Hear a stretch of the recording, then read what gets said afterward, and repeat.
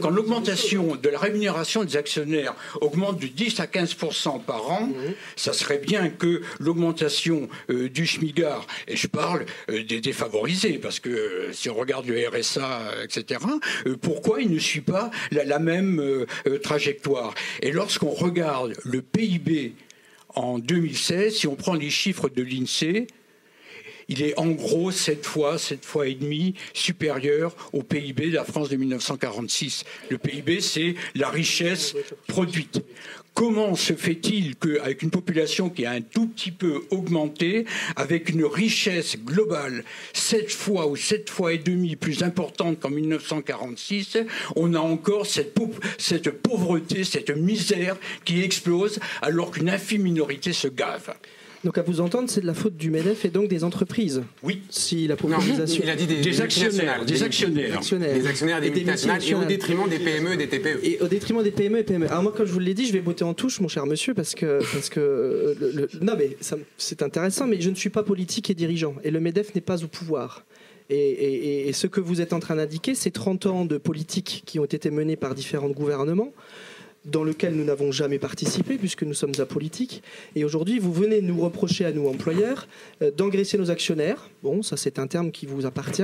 Et que nous ne payons pas suffisamment nos salariés. En gros, c'est ce que vous êtes en train de me dire. Et que les 900 millions de pauvres que nous avons aujourd'hui, les 2200 milliards de dettes que nous avons dans notre État aujourd'hui, pour reprendre les chiffres de tout à l'heure, sont le fruit finalement de l'entreprise des CAC 40 qui engraissent leurs actionnaires et que nous, les employeurs, nous ne faisons rien pour nos salariés. Eh bien moi, monsieur, je vais vous dire le contraire. Parce qu'effectivement, moi, dans ma société, je recrute correctement, je paye décemment mes collaborateurs et je m'engage dans une démarche de RSE que vous devez connaître qui s'appelle la responsabilité sociétale des entreprises pour effectivement évaluer notre entreprise au-delà du capital vers le capital humain. Alors effectivement, dans les mots de quelqu'un qui vient du MEDEF, c'est un peu la révolution.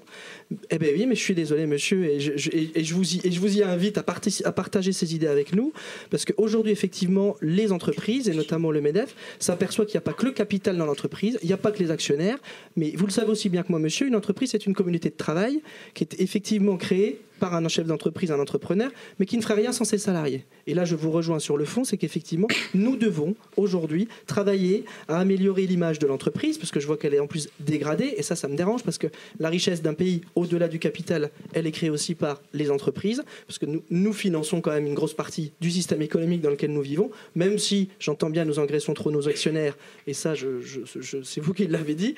Donc, à un moment donné, nous ne sommes pas responsables de tous les maux de notre société. Je ne suis pas politique sur ce plateau, je représente des entreprises et oui monsieur je vous le dis, les entreprises c'est effectivement l'avenir et la force de demain.